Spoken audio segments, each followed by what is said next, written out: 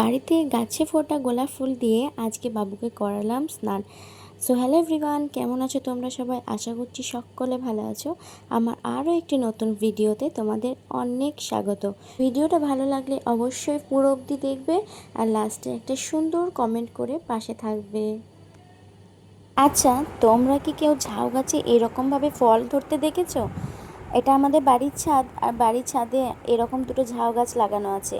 তো আমি হঠাৎই দেখি, আমি তো বাড়িতে বেশি দিন ছিলাম না এই গাছগুলো লাগানোর পর। তো এখন এবারই এসেছি, তো মাঝে মাঝে এগুলোতে জল দিতে যাই। তো সকালে যখন গেলাম তখন দেখলাম ছোট ছোট দুটো গোলাপ ফুলের কুঁড়ি ফুটেছে, আর এই ফলগুলো অনেক হয়েছে।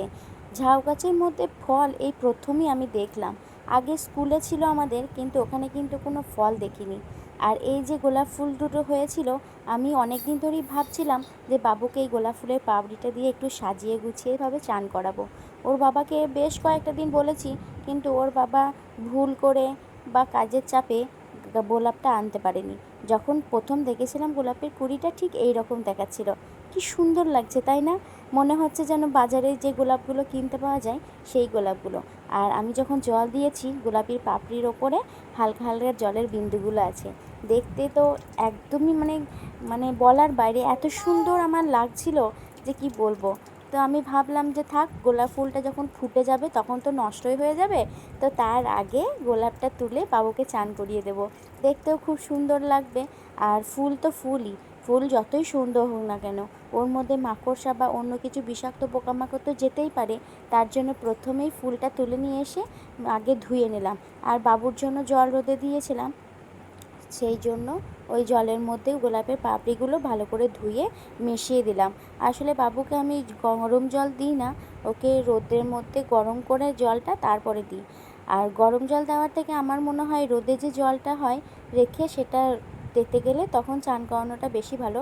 এতে ওদের ঠান্ডা লাগাটা কম হতে পারে। আর বাবু যেদিন থেকে আমি বাবুকে চান করিয়ে দিই, প্রথমে ওকে মাথাটা চান করিয়ে দিই। আর এখনও পর্যন্ত কিন্তু আমি গামছা ব্যবহার করি না, এই নরম সুতির কাপড়ের টুকরো নিই, দিয়ে ওকে চান করানোর সময় গামছার মতো করে ব্যবহার করি। আসলে ওদের চামড়াটা তো অনেকটা পাতলা, তো যদি ছিঁড়ে যায় বা লাল হয়ে যায় বা লাগে, তার জন্য আমি এই সুতির কাপড়টাই ব্যবহার করি। তো এখানে বাবুকে প্রথমে তো মাথাটা ধুয়ে দিয়েছিলাম। আসলে প্রথমে মাথাটা ধুয়ে দিলে তারপরে জলটা যদি গায়ে দিই অনেকক্ষণ কিন্তু ও আনন্দ করে নেয়। কিন্তু মাথা আর গা যদি একসঙ্গে দেওয়া হয় তখন ও কান্না করে, হয়তো ওর ঠান্ডা লাগে, আমি তো বুঝতে পারছি না। তাই ওকে সব সময় মাথাটা আগে ধুয়ে তারপরে মুছিয়ে দিই। এর পক্ষে কিন্তু একটা দিক ভালো, ওর কিন্তু ঠান্ডাটাও লাগবে না। আর গা মাথা একসঙ্গে মোছাতে গেলে কিন্তু ঠান্ডা লাগার ভয়টা থাকে। আর দেখো বাবু কি আনন্দ পাচ্ছে, ও প্রত্যেকবারই কিন্তু এরকমভাবেই চান করে। তো আজকে দেখছিল যে এগুলো কি, আমি বারবার ওকে এই পাপড়িগুলো দেখানোর চেষ্টা করছিলাম যাতে ফোনের দিকে একবার তাকায়, কিন্তু ও এতটাই খেলা করতে ব্যস্ত যে ও আর ফোনের দিকে লক্ষ্যই করেনি যে ফোনে ভিডিও হচ্ছে। তো এখানে বাবুকে তো চান করিয়ে নিলাম, তারপরে অন্য কোনো কাজ করব। আর দেখো কেমন লাগছে।